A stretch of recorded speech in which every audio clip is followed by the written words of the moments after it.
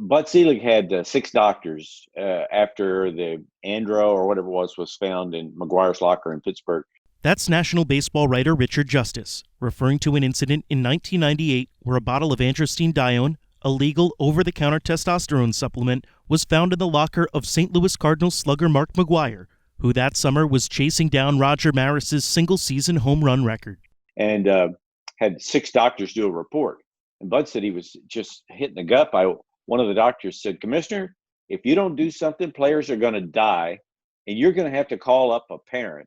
You're going to have to call up a player's mother and explain why you didn't do something."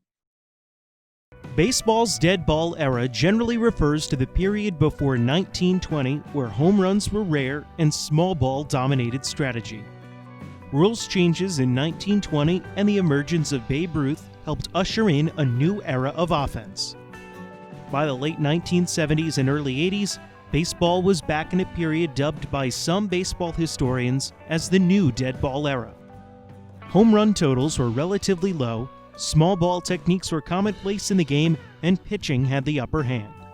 The steroid era brought this new dead ball period to a screeching halt in the mid-1980s, with 1987 serving as an extreme example. Of the 6 seasons in the 1980s in which a player hit 44 or more home runs, 4 of those came in 1987, including Mark McGwire of the Oakland Athletics setting what was then a rookie record of 49. 8 out of the top 15 and 14 of the top 25 best player seasons of OPS in the 80s occurred in 1987, and an MLB record 79 players hit 20 or more home runs. That was a mark that wouldn't be broken until 1996, the beginning of a run of 9 straight seasons of 80-plus players surpassing 20 round-trippers. 6 members of the Chicago Cubs alone hit career highs in home runs in 1987. This is not to say that any of these players were for sure using steroids. The mystery of the offensive explosion in 1987 is now considered mostly a product of what has been dubbed the rabbit ball, an irregularity in the production of the baseball that led to the ball flying further. But it foreshadowed changes to come in baseball. The Oakland Bash brothers of McGwire and Jose Canseco were here to usher in an era of home run hitting that was unlike anything baseball had ever seen. And while it briefly led to a resurgence in baseball's popularity, before long it would threaten to tear the national pastime apart. This is Secondary Lead, the rise and fall of Ken Caminiti, a 10-part series on the life and career of one of the most important baseball players of the 80s and 90s. If you like this show, please click subscribe and leave a rating or a review. And now, Chapter 3, Major League Beginnings.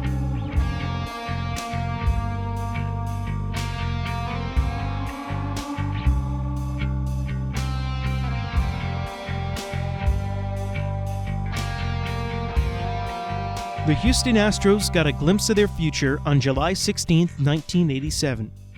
During the All-Star break, the team had called up Gerald Young and Ken Caminiti from the minor leagues, and they were slotted 1st and 7th in manager Hal Lanier's lineup, respectively.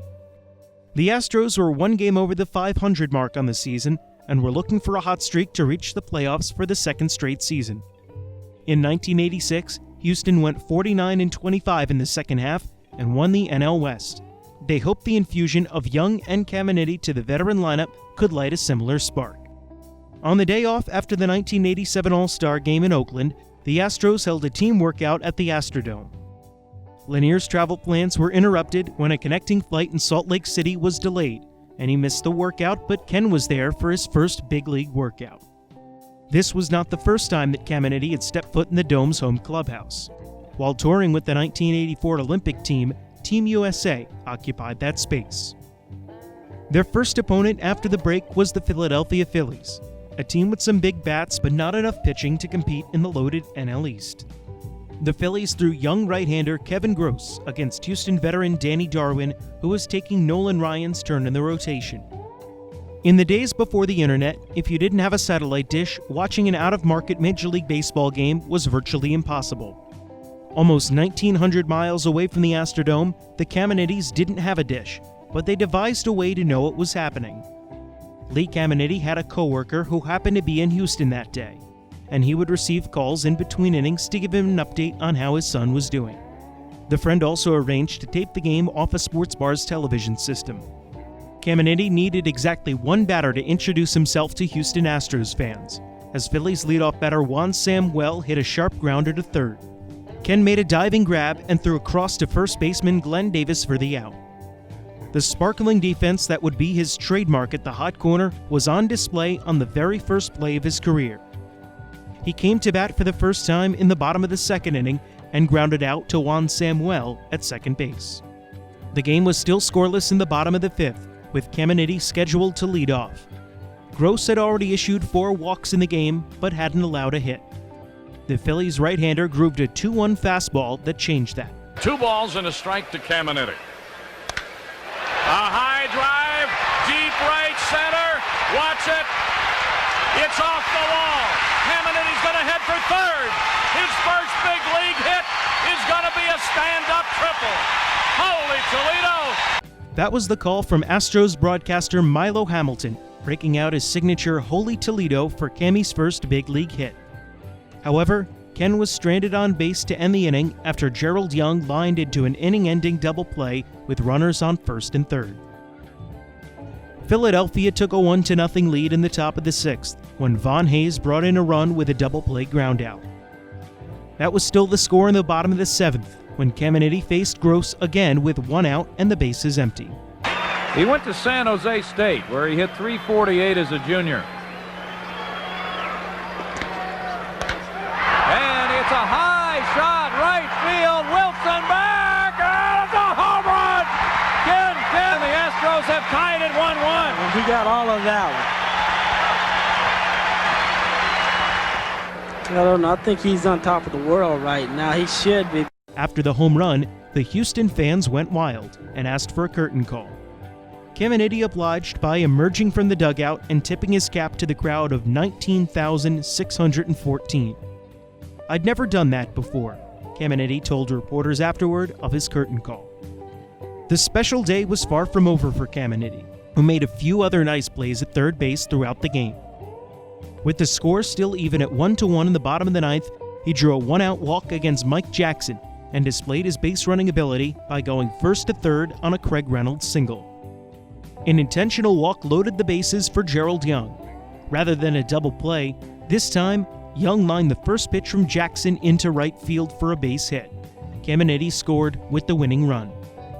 The Astros won 2-1 and moved 1.5 games out of first place behind Cincinnati. The lead written by the Associated Press says it all. Houston's Ken Caminiti felt as high as the roof in the Astrodome after hitting a home run, a triple, and scoring the winning run in his first Major League game. Brad Ausmus played 18 years in the Major Leagues and was Caminiti's teammate in the mid-90s. The 2 things that stand out is what a great teammate he was, in the sense that he only wanted to win and he treated everyone the same. And the second thing, and I can kind of remember this vividly, is because he played with such passionate aggression, he forced his teammates to play as hard as he did, which is saying a lot. In baseball, it's very rare. Baseball, it's not like football, which can be very emotional on the field, or even basketball.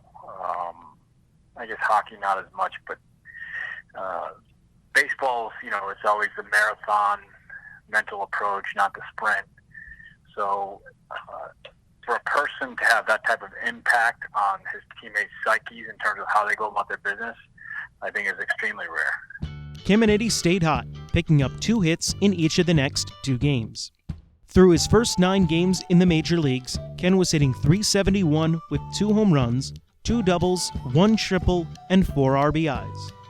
As a result, Ken was named National League Player of the Week, a rare honor for a rookie, let alone one in his very first week in the major leagues. Unfortunately, the Astros couldn't replicate their post-All-Star success from 1986 and went just 3-6 in those games. Following the hot start, he fell into a deep slump for the remainder of the season, hitting just .220 with 1 home run in his final 54 games. The Astros finished the season 76-86, in a distant third place in the NL West, though Cammy did his best to collect hits in Houston's final 4 games for a positive personal finish. He hit .246 as a rookie with 3 home runs, 23 RBIs, and struck out in over 20% of his plate appearances.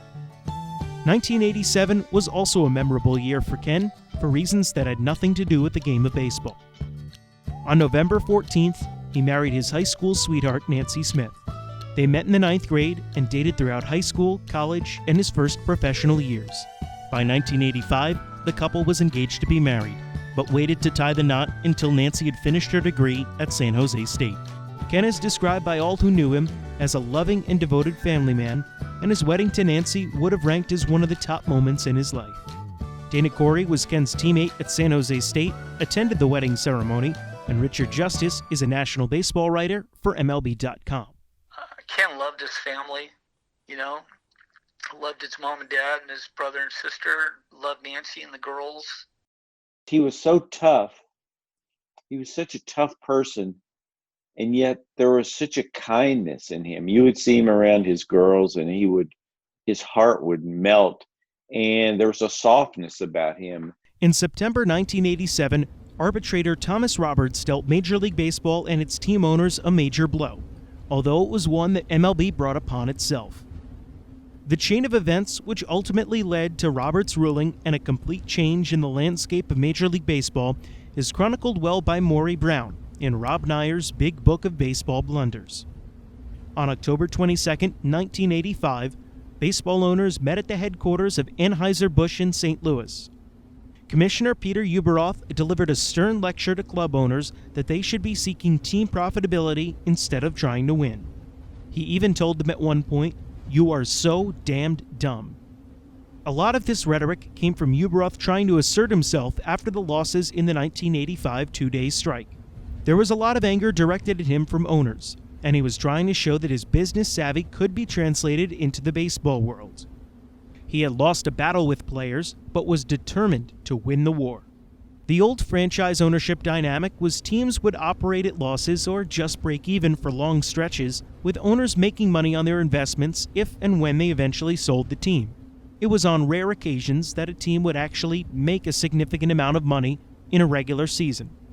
Some owners, notably the Haas family in Oakland, didn't necessarily care if the team made money, but considered the team a community asset and committed to funding the team for the good of the city. Ueberroth was from the business world and didn't like the idea of teams losing money when they could be profitable. Several weeks after the St. Louis summit, Ueberroth told team officials at the GM meetings in Tarpon Springs, Florida, quote, "It's not smart to sign long-term contracts. They force clubs to want to make similar signings. Don't be dumb. We have a 5-year agreement with labor." His message was received loud and clear by teams. Do whatever possible to keep players' salaries down. Merv Retmond was Caminiti's hitting coach in San Diego and Atlanta, and was a player rep in the union for the Big Red Machine Cincinnati Reds in 1975. I remember I was a player rep one time with the Cincinnati Reds, so this had to be 75. So that's a long time ago. And Marvin Miller was the head of our union, and we were talking about the ballparks being smaller. They were building them, but they're building them smaller. And Marvin said that it's their goal, the owner's goal, to not have fans go to the game. They're only interested in the television contract. He also said, and this is looking a little bit shaky, he said if the owners don't like free agency, all they have to do is make everyone a free agent at the end of the year. You flood the market with them, the prices go down. That's in his book. Isn't that something? Instead of that complete chaos, teams resorted to collusion. There was a tacit agreement among owners not to sign other teams' free agents. In the 1985-86 offseason, there were 33 free agent players, but only 4 of those signed with new teams. The only reason that those 4 signed with new teams was that their former teams no longer wanted them.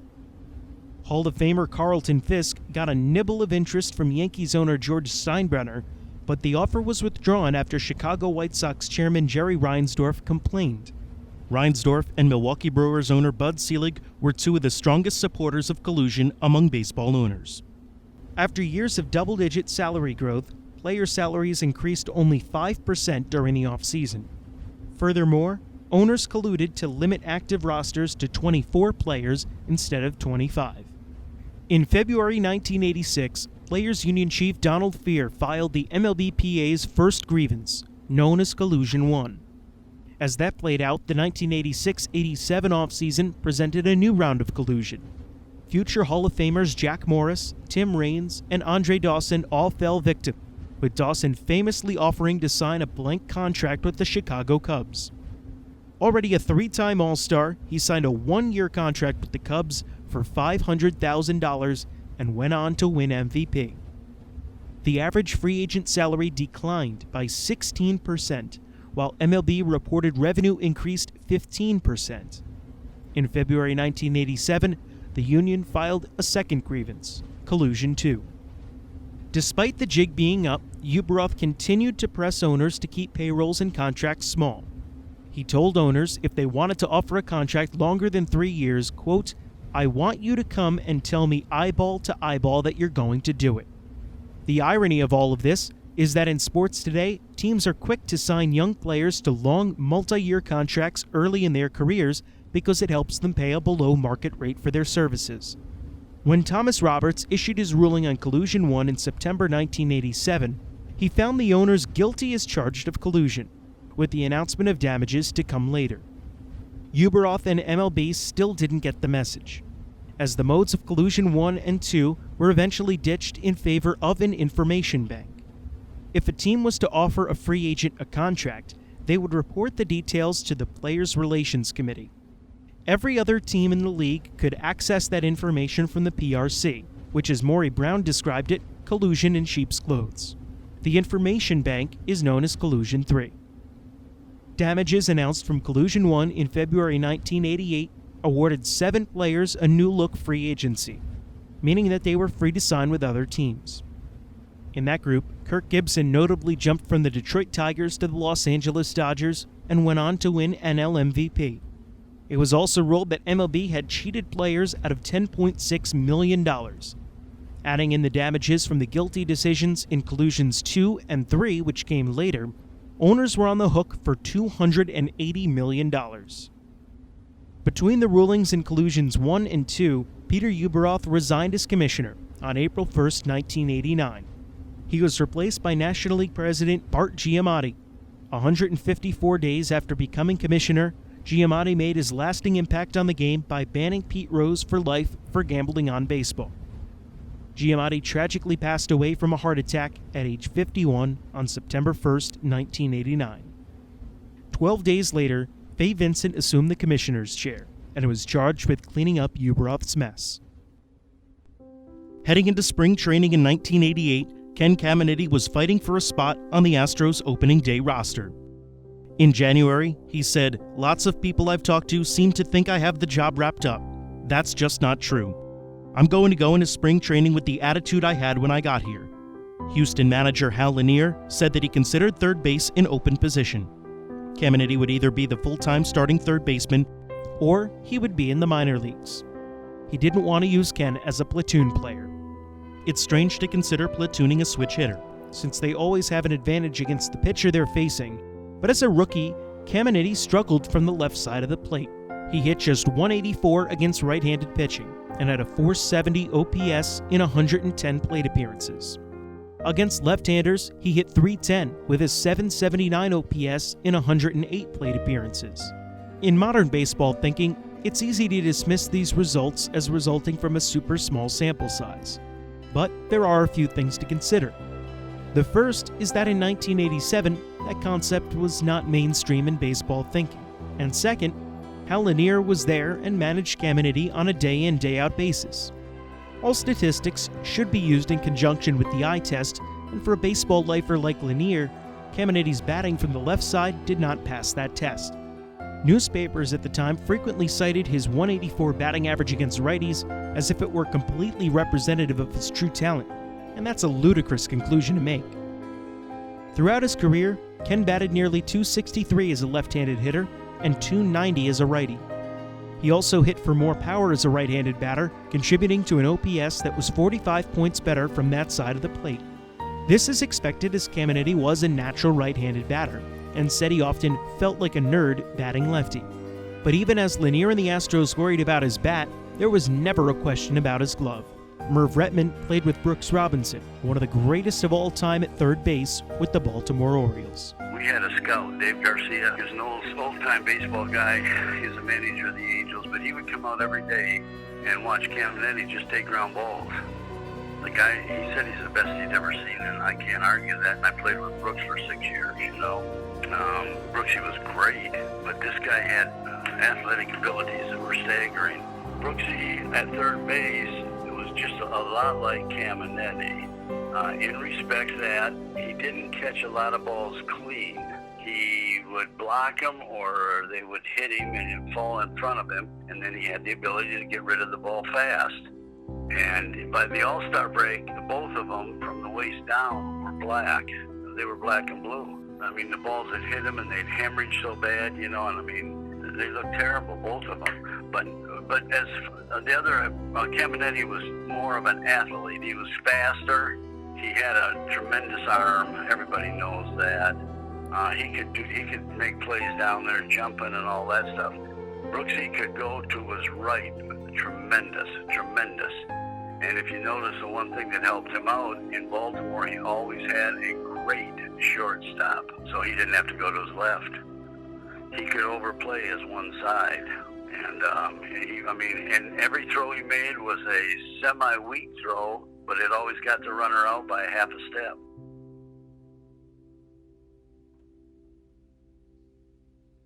Ken got off to a quick start in Grapefruit League exhibition games in spring training, but he ultimately lost the starting third base job to Denny Walling. Beyond his performance, Caminiti was disciplined by manager Hal Lanier for repeatedly showing up late. After completely missing picture day on February 29th, Caminiti showed up to the Astros' March 20th exhibition game with the Minnesota Twins 30 minutes late. Lanier scratched Cammy from the lineup and fined him $500. It's fair, Ken called it, noting that Lanier's message was sent loud and clear. If it happens again, I'm out of here. By the last week of spring training, Ken's playing time was getting less and less. He hit home runs from both sides of the plate in a game against the Philadelphia Phillies on March 30th, but the next day was sent down to AAA Tucson. Caminiti was hurt by the move. He said, "I think if they wanted me to play there, they would have let me take more at-bats and work with me more." This is probably the biggest downer. It hurts.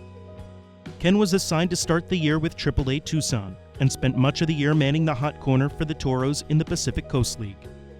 He got off to a fast start, but in early May, he tore a ligament in his right thumb, which caused him to miss a week.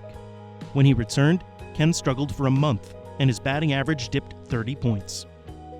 Even in his early playing days, injuries took a toll. In 1985, Ken played with a right shoulder injury for several months.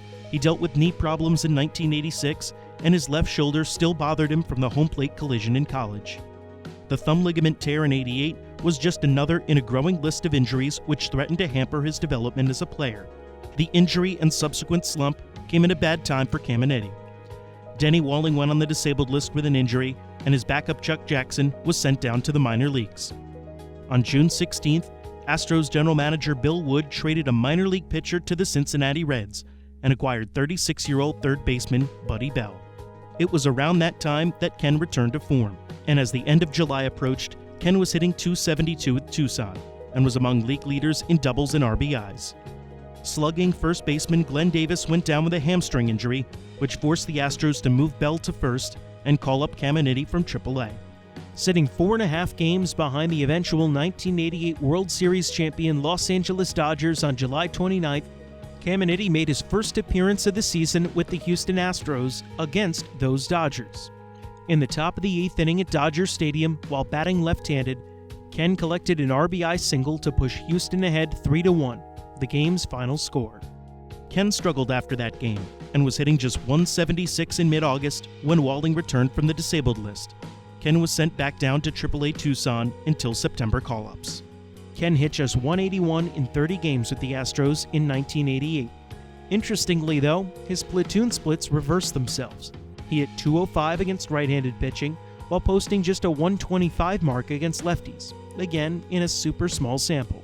Just as they had in 1987, the Astros faded down the stretch as the Dodgers ran away with the NL West behind Orel Hershiser's MLB record 59 consecutive scoreless innings. The Astros wound up finishing 5th in the NL West in 1988, despite a winning record. Bill Wood may have realized it was time for a rebuild, or at least a retool. The Astros had a strong run of success in the 80s, but had an aging roster that couldn't keep up with Los Angeles, San Francisco, and Cincinnati. Following 1988, the Astros began to reshape their roster. Nolan Ryan was granted free agency and signed with the Texas Rangers, for whom he pitched for through 1993. Denny Walling had been traded in August, and Buddy Bell was among several veterans whom were granted free agency. Hal Lanier was fired and replaced at manager by Art Howe. The Astros were slowly changing the complexion of the team, making room for the next wave. The 1989 season was promising for Ken Caminiti. It was his first chance to be a full-time major leaguer, but it wouldn't go by without its share of drama. On the next episode of Secondary Lead, the rise and fall of Ken Caminiti. Ken establishes himself as one of the slickest fielding third basemen in baseball. Bill Wood makes several key trades to lay the foundation for the next run of Astros success, including tinkering with the idea of trading Ken several times. And Caminiti meets two of his best friends in baseball, Craig Biggio and Jeff Bagwell. Please remember to subscribe to this podcast and leave a rating or a review, and spread the word by telling a friend. Follow us at Secondary Lead on Twitter and Instagram, like our Facebook page, and check out show extras on YouTube. Music is courtesy of PurplePlanet.com and the YouTube audio library. Our theme was written and performed by Jim Montgomery and Chris Cottrell. I'm Joe Vasile. Thanks for listening.